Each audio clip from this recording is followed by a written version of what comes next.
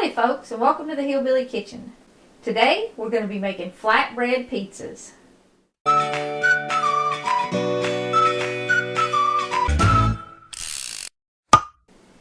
Now I'm making this video for Brett because he absolutely loves these, and the other day he said, well, he's been trying to get me to make it for a while, but the other day he said, if something happened and you died, I'd never have another one. This is really more a recipe idea than it is an actual recipe, because you can put anything on these that you want, and it is the absolute tastiest, easiest way to make a pizza at home. It's probably quicker than having it delivered, it's quicker than a frozen pizza, and it's definitely healthier than both of those options. So what we need to start with is some flatbread, and I'm using some honey wheat pita bread. In this recipe, it doesn't really matter if you use wheat or white. You can't really detect any difference at all. So you might as well go for the healthier option. Any flatbread will work. These work good, and these little pita breads, or the little sandwich flatbreads, they taste better than those big flatbread crusts that you can get over in the international food aisle. I don't know what the difference is, but the texture's better and the taste is better, and they just really make a better pizza. You do need some sauce. I mean, pizza pretty much needs sauce. And one of the good things about making these at home and making them individual is everybody can have exactly how much they want. Like Brett likes just a little bit of sauce. I mean, literally like it was sprayed on. I like a little more. So it's nice to have these little individual pizzas. I'm using pepperoni, bacon, hamburger crumbles, mozzarella cheese. I've got some finely diced peppers and onions, and I've got a little bit of pizza seasoning. I don't always use that, I just happen to have it, so I'm going to sprinkle a little bit of that on top. Some of the frozen pizzas, the more expensive ones, and some of the takeout fast food pizzas, they sprinkle a little bit of seasoning on top. This is all organic though, so it's not going to be loaded with MSGs and really nasty stuff, and it does add a lot to it. You could put mushrooms, you could put olives, you could put all kinds of veggies on it, just whatever you want.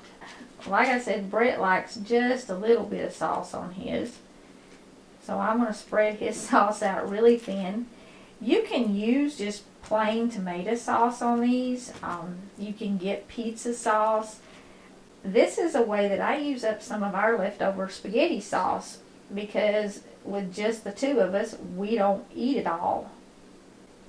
So just any sauce will work. I want a little more sauce on mine. If you had leftover spaghetti sauce that already had the ground beef in it, you could even use that on these. And what's nice about this, like I said, everybody can get exactly what they want, but this is good if you're a single person. You're not going to have a lot of leftovers. If you have teenagers, or maybe you have people over to watch a game this winter and you're ordering pizzas, this is probably a better option. Certainly less expensive, especially if you cook your meat. Some sausage crumbles are good on here too. I just don't happen to have any today. But everybody can get exactly what they want, and you can even let everybody make their own. Especially with teenagers, that's good. I remember when our kids were home and they would have friends over, we would order 6 pizzas. Every one of them would be half this and half that, because everybody wanted something different. And there would still be 3 or 4 people get mad because they didn't get what they wanted.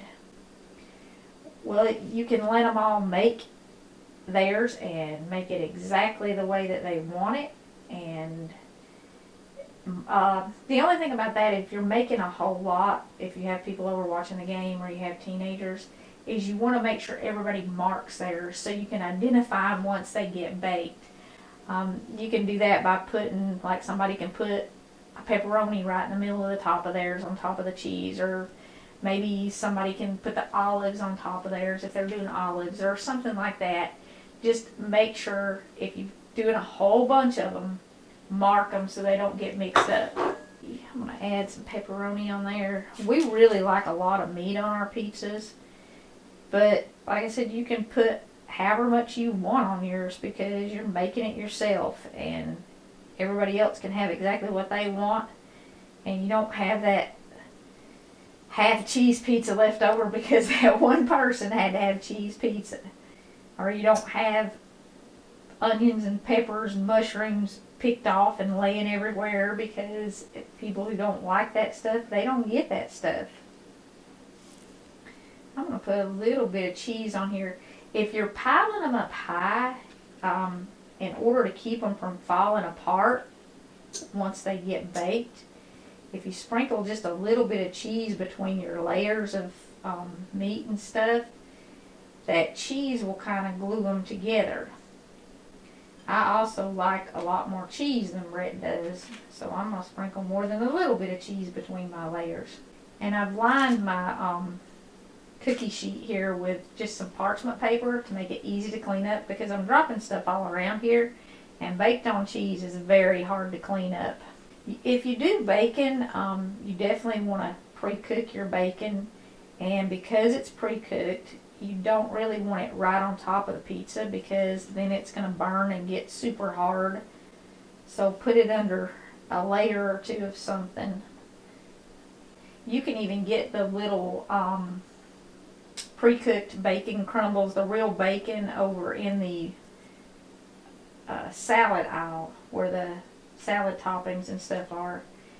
And I keep those sometimes in the refrigerator just for flatbread pizzas because, like I said, Brett loves this and he'll want a pizza and I won't have any bacon. But a couple strips of leftover bacon is really all you need, like one per pizza. Something else you can do too, and I usually do it, I didn't do it today, but you can pre-cook your peppers and your onions. I have trouble with peppers and onions if they're not cooked really well, especially the onions causing migraines. But I chop these really fine, and I'm not going to use a ton of them. But if you want to pre-cook them, just throw them in a skillet, put a lid on them. You don't have to put anything else in with them, and let them cook for, 5-10 minutes depending on how big they are. And that will make sure they are cooked thoroughly and they won't be crunchy. I know a lot of people have trouble digesting them. So if you're one of those people who can't digest the raw peppers and onions, you can pre-cook them. But cut this small and put right on top of the pizza. They should be pretty well cooked. You're going to put these, when you get them done, in a 400-degree oven. Depending on how much stuff you put on them, you're going to bake them anywhere from 10, maybe even as long as 18 minutes. You're going to want to bake it until it's brown, slightly brown, and everything is melted and hot. Because I used leftover ground beef and leftover bacon, all my meat and everything is cold.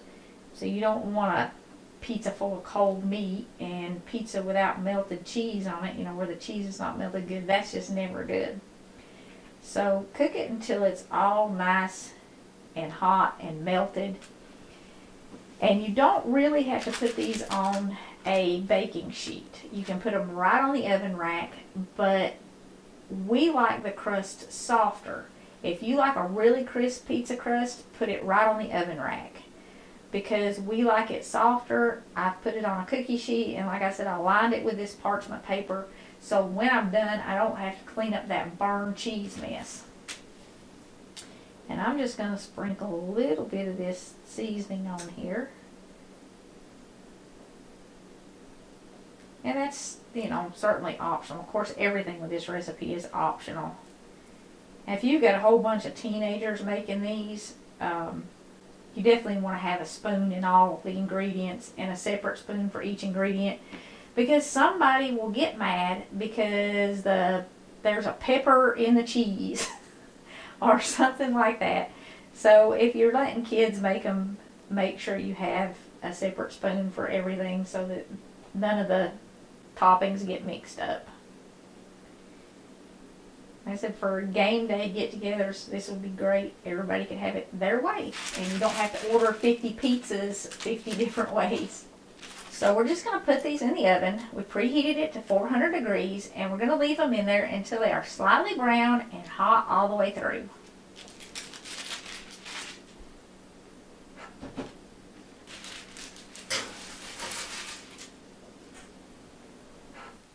Okay, these have been in the oven for almost 20 minutes, but they were really, really thick. Now, if you were doing just pepperoni and cheese or just cheese or something like that, they would cook in about 10 minutes. That's why I said the times will vary a lot. And if you put even more stuff on them, it might take even a few more minutes to get them brown and hot.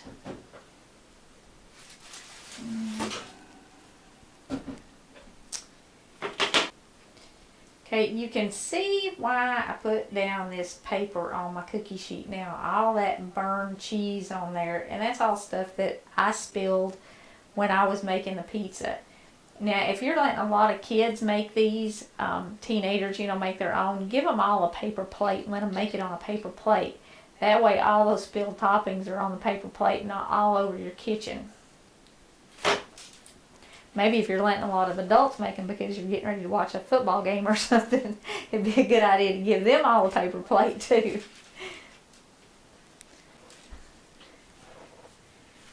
But these are super simple.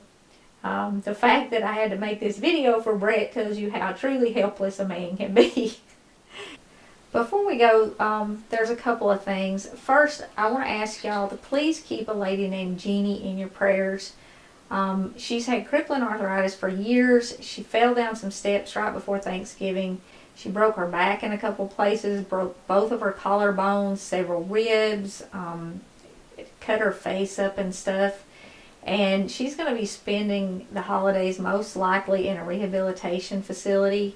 And also remember to pray for her daughter Jamie, because when you are taking care of someone that you love who is really, really sick, I think it's almost as hard on you as it is the person that you're taking care of. And I know Jamie's really struggling, and she's really grieving for her mom. So please keep Jeannie and Jamie in your prayers through the holidays. I would appreciate it, and I know they would too. And also, before you leave, if you haven't clicked the notification bell, please click that, because in the very next video I have something really special that I want to share with y'all, and I don't want you to miss it. God has been doing some amazing things around here, but I actually wanted to have it before I shared it. So until the mail runs, click that notification button so that you get the notification and you can watch the next video. Thank y'all very much for joining us again in the Hillbilly Kitchen. Please don't forget to click like and subscribe before you leave. And until next time, remember to put God first.